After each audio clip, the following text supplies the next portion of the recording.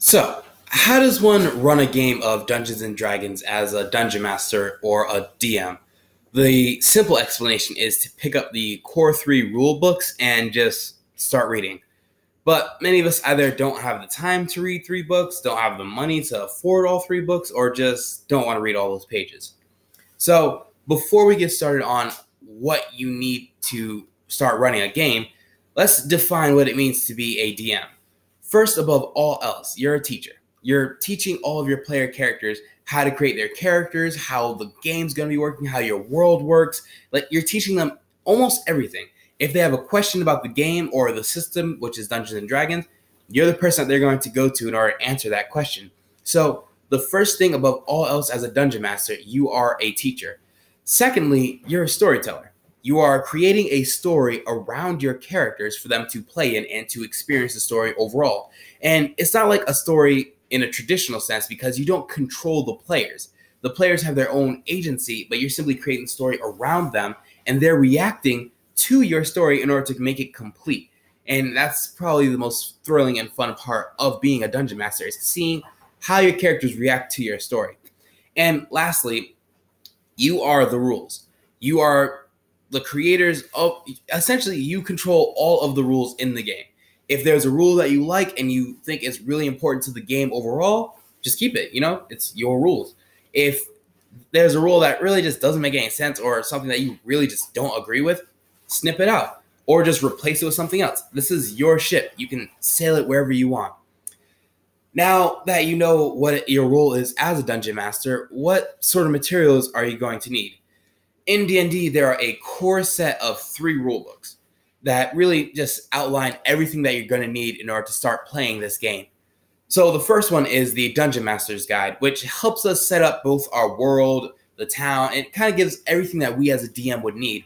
And the most important part in it, which I believe, is all of the treasure and magical items that it gives you and the random tables. Just beautiful. It's so helpful when you try to figure out what kind of items to reward your players.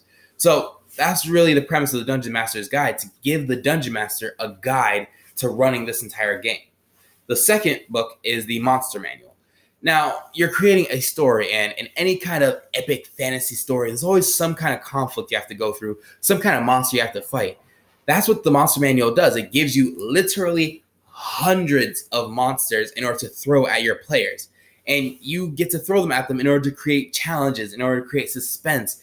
And it really just overall fills out your entire story and makes it less of a me talking to you constantly and you talking back to me, but a me talking to you, you talking to me, and now you get to fight something and have something epic happen to your character.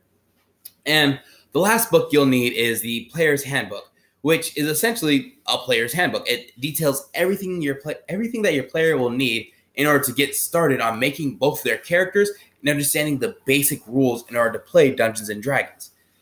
Now, all 3 of these books together on Amazon currently, because I just checked it this morning, are all almost $103, and that's before shipping and handling, which is an extremely large investment to be putting in this game just as you start. Luckily, the only book that you really need is the Player's Handbook, because it details all the basic rules you'll need, and it helps you create your players' characters. That's it. Aside from these books, the only other materials that you're going to need are dice, pencils, and a lot of paper. And a lot of dice, because you do a lot of rolling.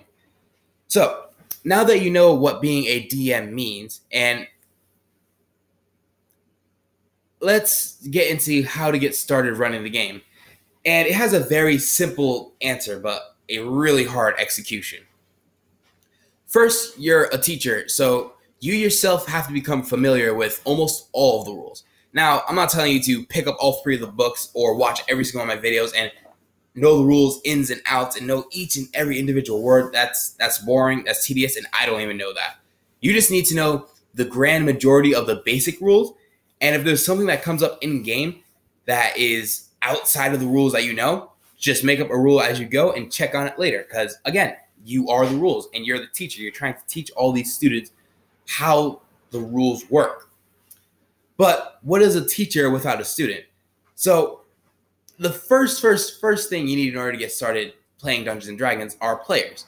You need to gather players to gather around your table in order to play this awesome game of Dungeons and Dragons and enjoy this collaborative story that you guys are creating. So just ask your friends, say, hey, this is Dungeons and Dragons, would you like to play with me? And it seems really weird and it's really hard to explain it the first time, but you'll begin to notice more and more that even though your friends who you normally would have thought they would have said no, are actually kind of interested in the game. And most of them that you would think wouldn't like the game at all are your most best players that you'll ever play with. So once you have a group, you're going to need a story to bring your characters through and to enjoy the game that they are a part of. For very beginner players, give them time to get used to the game and how the dice are a part of all of it, and don't put your story over their understanding of the game or even enjoyment of the game. If you're starting to notice that they're not getting a story beat, just make it a little bit more obvious, or in my examples, I explicitly just tell my players, here's where you need to go. Go! Because they're just starting off the game. They're not really used to how to have complete and utter agency. Every other game they've ever played will never be the same as Dungeons & Dragons because there is no concrete way to go somewhere. There are 20 ways to complete one mission. So, if you've designed a battle that is way too hard for the characters, just dial it down a little bit. This is their first time playing. Don't crush their spirits immediately. Maybe have all the HP of all your monsters, or make them run away but still award your players the experience points from fighting those monsters. As a collaborative storyteller, it's your job to ensure that the story continues in a fun and exciting way. Also, another really pro tip, end every single session off with something ridiculously dramatic because it ensures that your players will come next time to want to play again.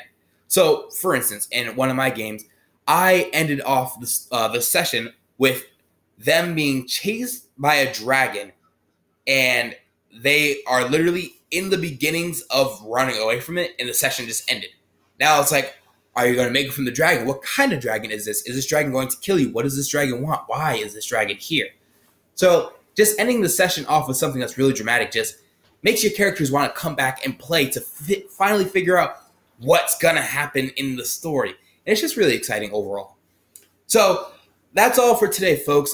This was a longer video, but I wanted to give enough information to really get you rolling on running the game. Thank you very much for watching and have a fantastic day.